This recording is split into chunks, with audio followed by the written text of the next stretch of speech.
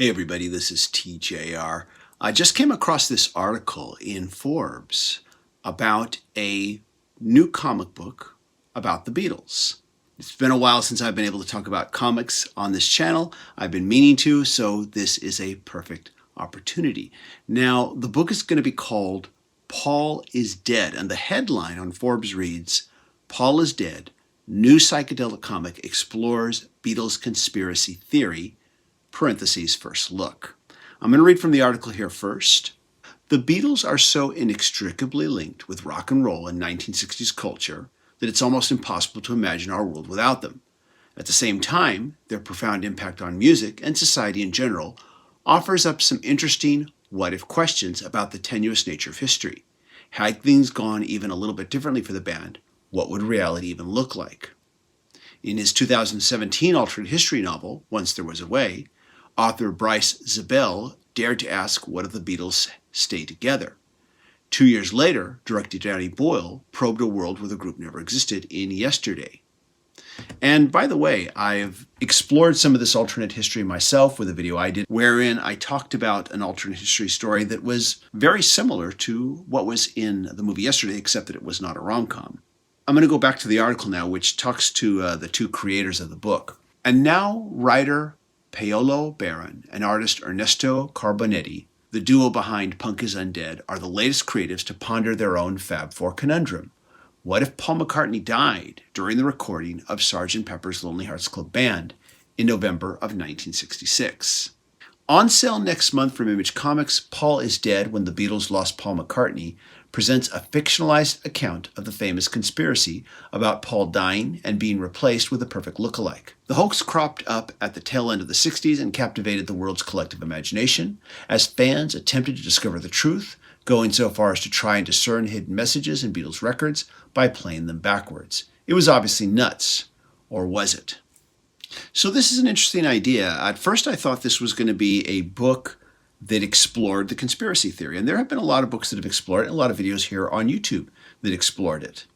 In fact, I even did my own video that was very tongue-in-cheek, by the way, entitled That Time Batman Fought the Beatles, a book published back in 1970 when the conspiracy theory was kind of on everybody's lips at that point, that had Batman and Robin investigating a mystery surrounding a rock group from England that was basically a very thinly disguised version of the Beatles. By the way, that's one of my favorite videos I've ever done on this channel. I'll leave a link for you to check that one out.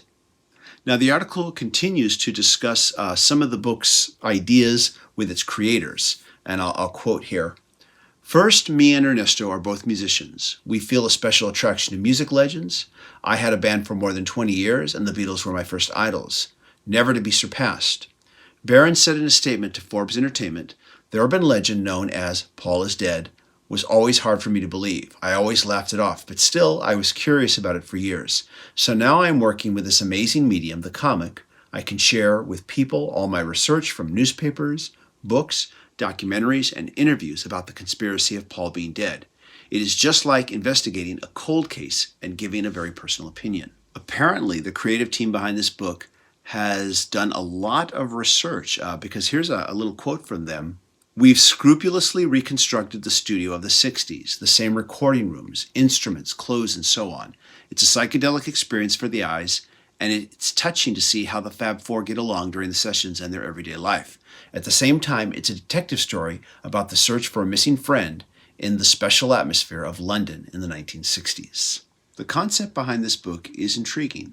Since it's not going to be an examination of the conspiracy theory, there are a lot of different ways that you could take this being a fictional story. I mean, you could just have a very straightforward start at the ending and then look back on the history of how Paul died in this car crash and how the other Beatles covered it up, kept it secret for decades. Maybe it ends with the truth finally coming out. Maybe it ends with them keeping the secret forever.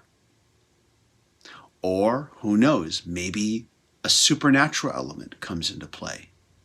Or perhaps we find out that Paul never did die, that he faked his own death. There's a whole bunch of ways you could go with this. And if you're going to say to me, oh, this is ridiculous, fictionalizing the Beatles, well, come on. With the exception of Let It Be, all of their films featured fictionalized versions of them. So to me, this is no different, even if maybe the story is being taken more seriously than, say, their movies were. You know, a while back, when Bill Maher did that editorial of his about comic books and showed that clearly he had no idea how much that medium has grown and changed over the decades, I mentioned that I should probably do a series called the Bill Maher Comic Book Reading List, wherein I talk about different comics that I think could help change his opinion on the medium. And I think this book would be a great place to start, perhaps, with that series. Who knows? Paul is Dead is coming out in June, and it's available for pre-order. Amazon has it for about $16. I am very confident that I'm going to be pre-ordering this and definitely will be reading it. And I would say it's safe to say that more than likely I will be reviewing it on this channel. But let me know what you think of all this. You know, is this a good idea? What do you think of this idea? Good or bad? Let us know what you think in the comments. As always, if you like what I'm doing, be sure to click like, click subscribe, and smash the bell notification icon so you can know when I release new videos. Everybody take care, and I hope you all stay safe and healthy.